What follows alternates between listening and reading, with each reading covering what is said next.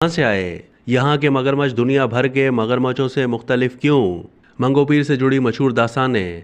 रोज़ाना जंग के मैगज़ीन में तोक मंग या मंगोपीर के उन्वान से शाया होने वाले एक मजमून में मिर्ज़ा काजिम रज़ा बेग लिखते हैं कि सूबा सिंध के सबसे बड़े शहर कराची से 16 किलोमीटर के फासले पर पहाड़ी टीलों और कीकर की झाड़ियों और जंगलात से घिरा हुआ मंगोपीर का कस्बा है, जहाँ हज़ारों साल कदीम तहजीब के आसार पाए जाते हैं। इस कस्बे के बारे में मौरखीन की राय है कि ये इलाका किसी दौर में आबाद और हंसता बसता शहर था, जो किसी कुदरती आफत या हादसे का शिकार होकर सफ़ाए हस्ती से मिट गया, लेकिन इसके आसार अब भी देखे जा सकते हैं। मंगोपीर की पहाड़ियों को तोक मंग कहा जाता है। मंगोपीर का मकाम, जो मगर पीर के नाम से भी मारूफ था, हिंदुओं के लिए भी मुतबरिक हैसियत का हामिल था। सिंध में इस्लाम फैलने से पहले हिंदू यात्री इस इलाके में अपने मुकद्दस मकामात की ज़ियारत करने के लिए आते थे और वो तालाब में मौजूद मगरमच्छों की पूजा करते थे, खासकर उनके सरदार की, जिसे वो लाला जराज का अवतार समझते थे। आसार कदीमा के माहिरीन मंगोपीर की तहजीब को कांसी के दौर से भी कदीम तहजीब करार देते हैं। मंगोपीर को इसलिए भी खुसूसी अहमियत हासिल है कि सलातीन दहली के अहद के एक बुजुर्ग ख्वाजा हसन सखी सुल्तान अल मारूफ मंगोपीर मदफून हैं।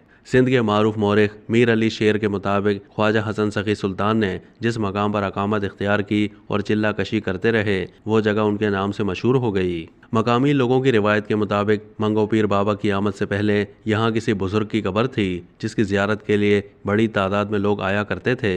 एक दिन सख्त सर्दी के मौसम में ख्वाजा हसन सखी सुल्तान का इस इलाके से गुजर हुआ। यहाँ का महल वकू उन्हें इतना पसंद आया कि वो यहीं मुकीम हो गए। रिवायत के मुताबिक मकामी आबादी ने उनके साथ बड़ी बेअतनाई बरती और उन्हें खुद को सर्दी से महफूज रखने के लिए घास फूस से आग जलाकर खुद को गर्मी देने से भी मना किया। उनके इस तर्ज अमल से सखी सुल्तान जलाल में आ गए और उन लोगों को अपनी रूहानी करामत से मगरमच्छों में तब्दील कर दिया। जब उनकी वफात हुई तो मकामी लोगों ने उसी जगह पर छोटा सा मज़ार तामीर कर दिया। ये मज़ार सतह समंदर से तकरीबन 600 फीट बुलंद है और एक पहाड़ी चोटी पर वाक़ है।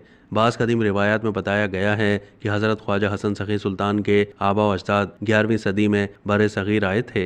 दूसरी रिवायत के मुताबिक 800 साल पहले सूफी बुजुर्ग बाबा फरीद शकरगंज एक काफिले के हमरा हज के लिए जा रहे थे कि बदनाम ज़माना डाकू मंगो वसा ने मुसाफिरों को लूटने की कोशिश की।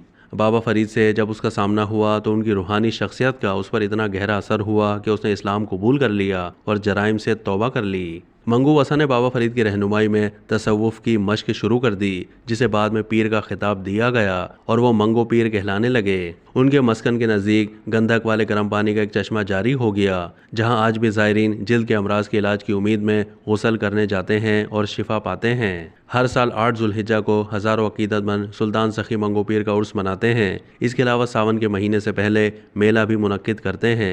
मंगोपीर बाबा के मज़ार के अहाते में एक झरना भी मज़ार की वजह शोहरत और लोगों की दिलचस्पी का बाइस है। कुछ तारीखी हवाले में इस बात के भी इशारे मिलते हैं कि मज़ार की तारीख 800 साल से भी ज़्यादा पुरानी है। सिंध के एक मौरख गुल हसन के मुताबिक हाजी सुल्तान अल मारूफ मंगोपीर बाबा की पैदाइश 1162 ईस्वी